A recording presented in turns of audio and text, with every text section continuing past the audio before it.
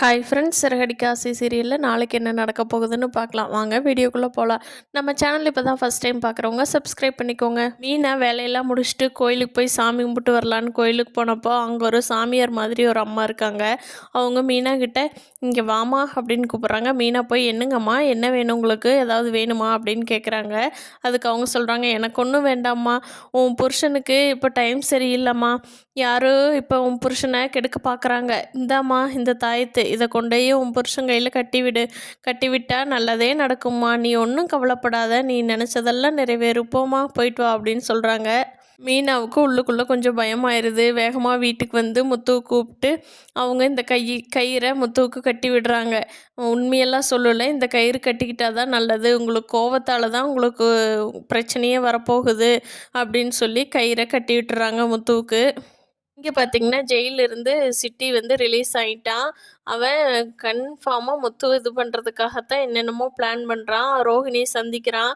ரோஹிணி சொல்கிறான், டேய் நான் உன்னை பார்க்கலான்ட்டு தான் இருந்தேன், முத்துவை ஏதாவது பண்ணி ஜெயிலில் போட்டுடா, இந்த மீனா முத்து தொல்லை தாங்க முடியல, நீ தான் எனக்கு ஹெல்ப் பண்ணணும், வேறு யாரும் பண்ண முடியாது அப்படின்னு ரோஹிணி சிட்டிக்கிட்ட கேட்குறாங்க. அதுக்கு சிட்டி சொல்கிறான், நானும் என் பசங்க கூட அதை தான் பிளான் பண்ணேன், ஆனால் என்ன பண்ணி அவனை மாட்டி விடலான்னு தான் யோசனை பண்ணிக்கிட்டு இருக்கோம் அப்படின்னு சொல்கிறான். அதுக்கு ரோஹிணி சொல்கிறான், அவனை தண்ணி மட்டும் போட வச்சிருடா, எப்படியோ மன்னிப்பு கேட்குறேன்னு அவங்க கூட சேர்ந்து, நான் ஒரு பொண்ணை ஏற்பாடு பண்ணி ஒரு பொண்ணுக்கிட்ட தப்பாக நடக்கிறான்னு சொல்லி நான் அதுக்கேற்ற வீடியோவை நான் ரெடி பண்ணிடுறேன், அப்புறம்தான் மீனாவுக்கு கஷ்டகாலமே, அதை செய்டா முதல்ல அப்படிங்கிறாங்க.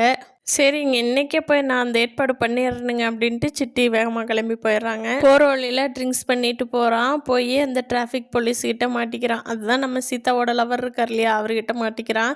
அவர் இவனை பற்றி விசாரிக்கிறப்போ இவன் தண்ணி போட்டதுனால முத்துவை பற்றியெல்லாம் உளர்றான். அதுக்கப்புறம் இப்போ தான் ஜெயிலிருந்து ரிலீஸ் ஆனதையெல்லாம் சொல்கிறான்.